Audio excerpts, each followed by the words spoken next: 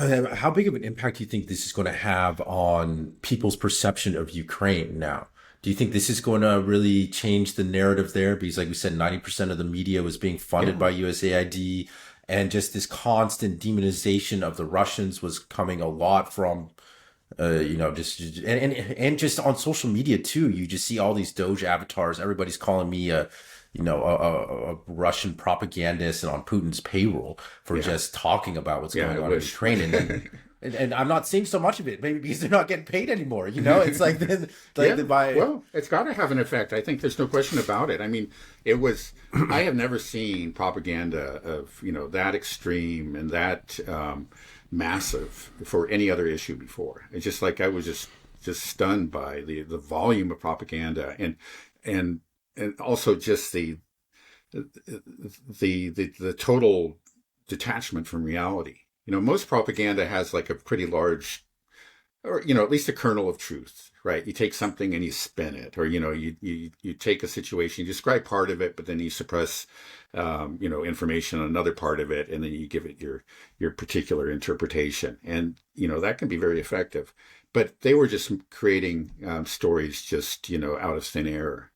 We had the Ghost of Kiev and Snake Island, and it just went on from there. It's been constant, and then most recently, of course, was the North Korean super warriors that actually gave up and ran away or something at the end. So that went on for right, 3 months. I just never could believe. I just said, "Wait a second." right.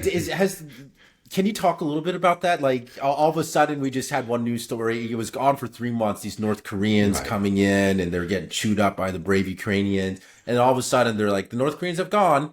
Yeah. Like, well, can you what was going on there? Right. Well, I think that I have never seen any evidence that this was true. Nobody has actually prevented it. And the so-called evidence, I think was evidence to the contrary. Like recently, they claimed to have two North Korean POWs, and they showed their photos. You looked at this; those are not North Koreans. Nobody in North Korea looks like that. They were clearly. An ethnic, one of these Siberian ethnic groups. I can't remember the particular ethnic group at the time, but they're not North Koreans. And anybody who spent time among East Asians says, these are not East Asians. But the Ukrainians probably knew so little about what East Asians actually look like that they felt that they could get away with it. And they did to a great extent, though I'm sure there were a lot of kind of doubts on the part of the Western media organizations that were passing on all this nonsense. But they've learned that they're not supposed to openly question. The most that they would do was just say, according to such and such organization in Ukraine, this is the truth. So that way they kind of give themselves an out, when the whole thing might be exposed later down the road. Oh, we didn't actually say it. We just said that they said it. But the overall effect was just to pass on the story, and they did that all the way through. And now it's interesting that all of a sudden, at this time, they would declare that the 12,000 North Korean soldiers just up and left. And I That was think it from may like, be that yeah. they saw what was on the horizon. They saw that this funding was going to end. There was a new administration that might not be favorable to the story, and they decided, okay, well, we got a lot of mileage out of this. Let's end this story, and they did. Okay, But I think this okay, should go yeah. down in history as one of the most extraordinary media hoaxes. It's just The frustrating thing is that I think so many people will just still always believe it that we're fed it for 3 months. yeah, But like, yeah, the North Koreans were involved in fighting the Ukrainians, and that's one of the reasons that they lost is because we didn't back the Russia was on the back foot, and they had to ask Kim Jong Un for help, and we didn't come to the help of the Ukrainians the way that the North Koreans did. yeah. I'm sure there are But people who believe that and who will always believe that. yeah, Yeah. They it's have a trust in mainstream media, and they say, like the New York Times is saying this, of course it has to be true.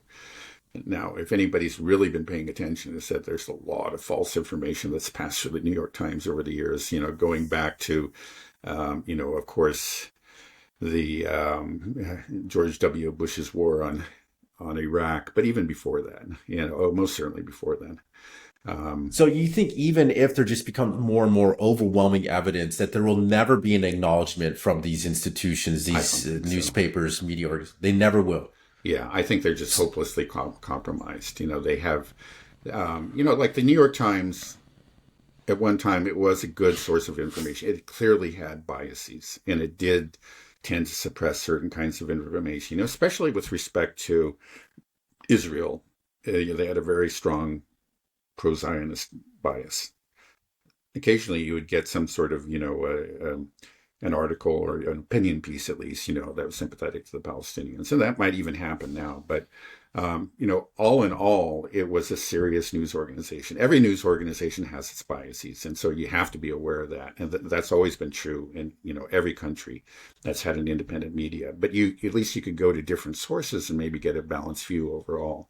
And, but these journalists were generally serious journalists. They were trained to shoot for some kind of objectivity. True objectivity, I think, is impossible among human beings. We're not God. We never have the eagle's eye view. We're always looking from somewhere. We have a certain perspective, but we should always try to aim for that objectivity.